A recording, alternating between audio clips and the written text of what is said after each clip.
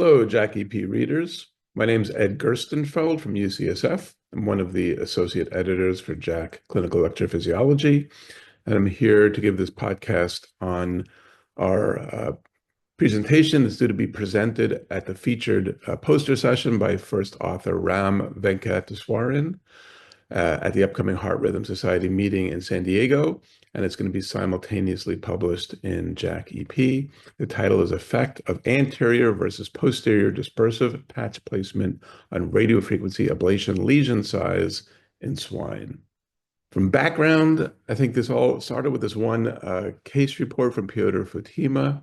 He had a clinical case of an RVOT PVC that did not go away with high output ablation up to 70 watts in the anterior RVOT. And so we moved the reference to dispersive patch, since we know RF ablation is monopolar between the catheter tip and the patch, from the patient's back to the patient's chest. And after making this change, ablation ended up leading to elimination of the PVC, and he hypothesized that this might more effectively distribute the RF lesion anteriorly.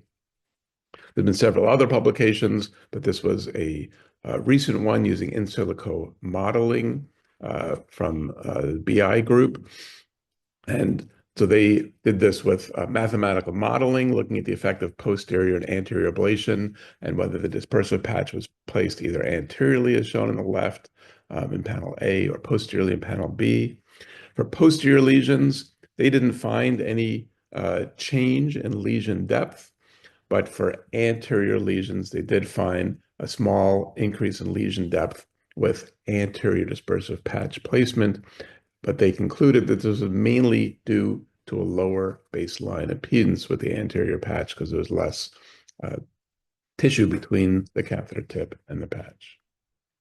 So our hypothesis was to look at this more formally in vivo animal model was, does concordant dispersive patch placement increase lesion size compared to discordant patch placement using modern irrigated contact force sensing RF ablation catheters? So we used 10 swine, and in each swine, we delivered 4 lesions on the anterior wall of the LV and 4 posteriorly. They all use the same energy, 30 watts for 30 seconds. And we tried to make the contact force similar at 20 grams for each lesions. And then each animal had 2 dispersive patches attached, one anteriorly and one posteriorly. And so the connection, whether the patch was anterior or posterior, was randomized for each set of lesions, so that we had both what we define as concordant lesions, anterior lesion with anterior patch position, or posterior with posterior patch, or discordant lesions, anterior with posterior patch or posterior with anterior patch.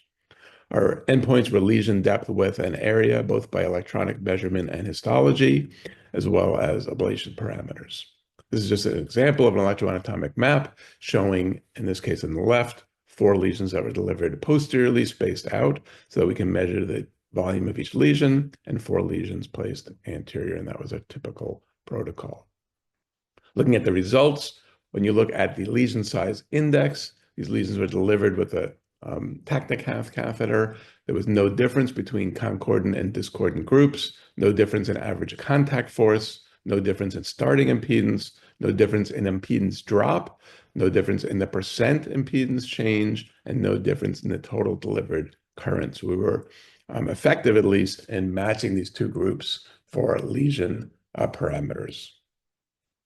Now, this is the results: lesion area, lesion depth, and lesion width for concordant patch placement versus discordant placement, showing lesion area on the left, lesion depth in the middle, and lesion width on the right. And as you'll note, concordant placement had greater area, depth, and width. And to note that lesion depth was about 20% deeper, so 7.4 millimeters versus 6.1 with concordant compared to discordant patch placement. Now, to look at some actual lesions, you can see on the left, lesions circled here with concordant patch placement, both anteriorly on the top and posterior lesions with posterior patch on the bottom, compared to discordant patch placement. And it's quite obvious, I think, to the naked eye that the lesions were smaller with discordant patch placement. This is showing lesions in the same animal. So on the left, posterior lesion with a posterior patch versus a posterior lesion with an anterior patch. And again, I think you can clearly see the lesion volume is larger with concordant patch placement. Now, why does this occur when even the baseline impedance was the same? Well, our hypothesis, and this has been shown from some other modeling papers, is that one, because of that organization of concordant patch and lesion tip as shown on the right, more current density is delivered to the tissue and less to the intervening blood pool, and that leads to greater lesions. It may, in some cases, lead to baseline impedance being lower, but we think it's just the delivered current density that makes the difference in this case. So to summarize, concordant dispersive patch placement can result in increased lesion depth up to 20% in this in vivo swine model of VT ablation.